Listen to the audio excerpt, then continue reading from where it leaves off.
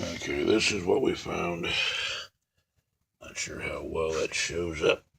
A shitload of metal, shards, flakes, and shavings all through the pan. And the magnet's telling me it's steel. It's not aluminum. So this is a bearing. A big one somewhere. I'm thinking somebody has drove this thing with no oil in it or something along those lines. What I believed was the problem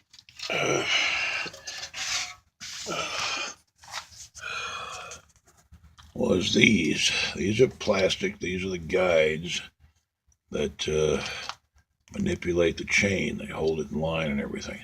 It's not uncommon for these plastic suckers to just fracture, especially around where the bolt holds it in. I see it in winter a lot, so I'm guessing when it's very, very cold, these get more brittle. But the chain looks all right. That's the lower one. That's for the balancing shafts on the bottom. The upper chain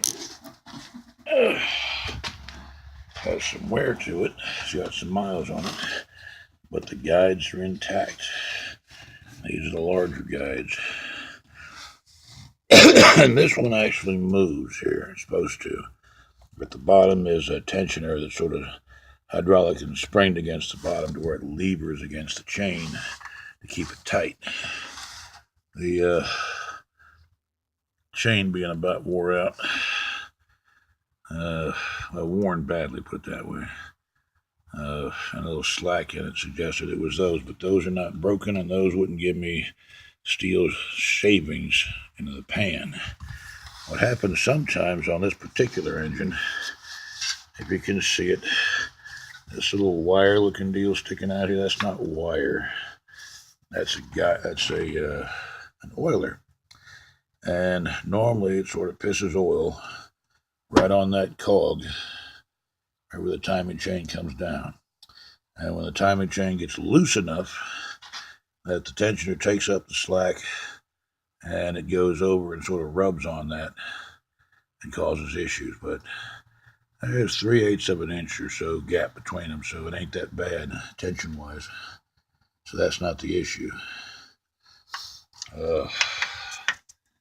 Inside of it, somewhere on the cans, nothing stands out. The cylinders themselves have decent compression, so it wasn't run without water or any of that to burn them. None of the valves are backfiring. No popping out the exhaust or out the intake, so. And the noise is in the front here, the chatter, which, like I said, that's what led me to believe it was your timing chain guides just fractured.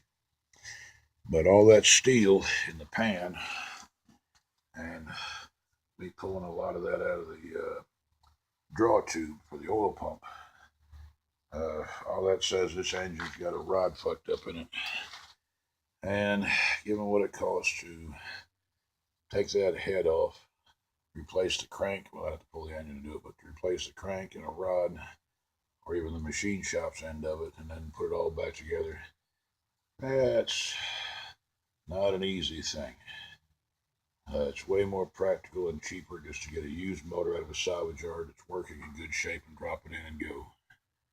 So that's most likely the best game plan. Also, I might be able to help with this hickey you got on the corner here. That's busted loose. The fender caved in. I can at least wire that up for you. Maybe do a pull and drag out some of that dent. But, all right, that's where we are.